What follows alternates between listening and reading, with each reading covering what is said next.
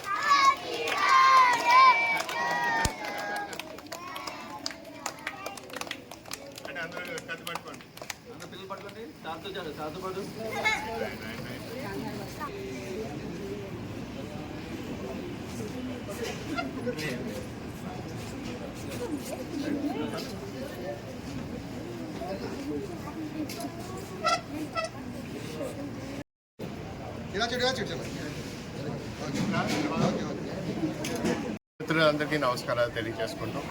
ఈ రోజున మన నేషనల్ ఎడ్యుకేషన్ డే సందర్భంగా, అలాగే ఈ రోజున మనం గుర్తించే ప్రముఖ ఫ్రీడమ్ ఫైటర్ మౌలానా అబ్దుల్ కలాం ఆజాద్ గారు ఈరోజు మనం ప్రతి సంవత్సరం కూడా మనం ఇక్కడ అమలాపురం బిఆర్ అంబేద్కర్ కోనసీమ జిల్లాలో అమలాపురంలో ఈ స్కూల్లో నిర్వహించడం జరుగుతుంది. ఇక్కడ ప్రత్యేకంగా అందరు నాయకులు కూడా అందరూ కలిసి వచ్చి ఇక్కడ ఆయన విగ్రహానికి పూలమాల వేసి పిల్లలతోని కూడా అందరూ కలిసి అందరూ కూడా ఒక సంభాషణ చేసుకుంటూ ఈ స్కూల్కి ఉన్న సమస్యలన్నింటినీ కూడా మనము పరిగణలోకి తీసుకుంటూ ఏ విధంగా మనం ఈ ప్రాంతాన్ని మనం అభివృద్ధి చేయాలి. ఎందుకంటే ఆ నాయకుడు ఎప్పుడైనా సరే ఆయన ఒక ఎడ్యుకేషన్లోనే ఒక ప్రత్యేక రిఫార్మ్స్ ఆయన తీసుకురావడం జరిగింది. ఈరోజు మన పిల్లలు దేశవ్యాప్తంగా కూడా మనం చూసుకుంటే ఉన్నత స్థాయిలోని వాళ్ళు ఉన్నారంటే కూడా ఎప్పుడైనా సరే మనకి ఉన్నది ఎడ్యుకేషన్ అనేది మన బ్యాక్ బోన్ అనుకోవాలి.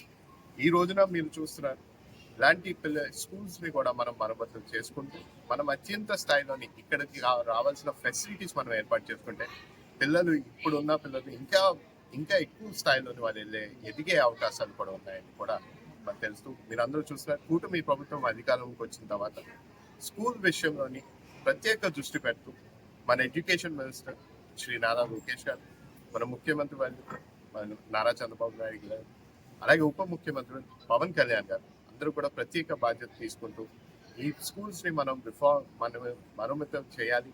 ఇక్కడ ఉన్న సదుపాయాలన్నింటినీ కూడా మనం ఏర్పాట్లు చేసుకోవాలి. ఇంకా ఏమేమి లోపాలు ఉన్నాయో అన్నింటినీ కూడా పరిశీలించుకుంటూ ఖచ్చితంగా అది పూర్తి చేసే విధంగా మనం ముందుగా అడుగులు వేయాలని మనం కూటమి ప్రభుత్వం బాధ్యత తీసుకుంటే, అదేవిధంగా ఎక్కడైనా సరే ఇంకా ఏమైనా సదుపాయాలు లేకపోతే కూడా ఇక్కడ స్థానికంగా ఉన్న మన ఎమ్మెల్యే గారైనా ఎంపీ అయినా నేనైనా అందరం కూడా బాధ్యత తీసుకుంటూ అన్నింటినీ పూర్తి చేస్తున్నాం. ఎప్పుడైనా సరే ఇలాంటి లీడర్స్ని మనం స్మరించుకుంటూ ఆయన స్ఫూర్తిదాయకంగా తీసుకుంటూ అడుగులు ముందుకు వేస్తూ, ఎందుకంటే వీళ్ళందరూ కూడా ఆనాడు ఇప్పుడు దాకా ఉన్న ఎడ్యుకేషన్ సిస్టమ్ని ఏ విధంగా వాళ్ళు మార్చారో తీర్చిదిద్దారో ఇవన్నీ మనం గుర్తు చేసుకుంటే ఆ తీర్చిదిద్దడంలోనే ఈరోజు అనేక మంది కూడా అత్యంత స్థాయిలోని వాళ్ళు ఎదిగారని కూడా మనందరం గుర్తించాలి. ఖచ్చితంగా ఈ రోజునే మనం ప్రతి పార్లమెంట్లోని కూడా కలెక్టరేట్లోని కూడా ఇది స్టేట్ లెవెల్గా ఏర్పాట్లు చేయడం జరిగింది. అన్ని విధాల సదుపాయాలు కూడా ఏర్పాటు చేయడం జరిగింది.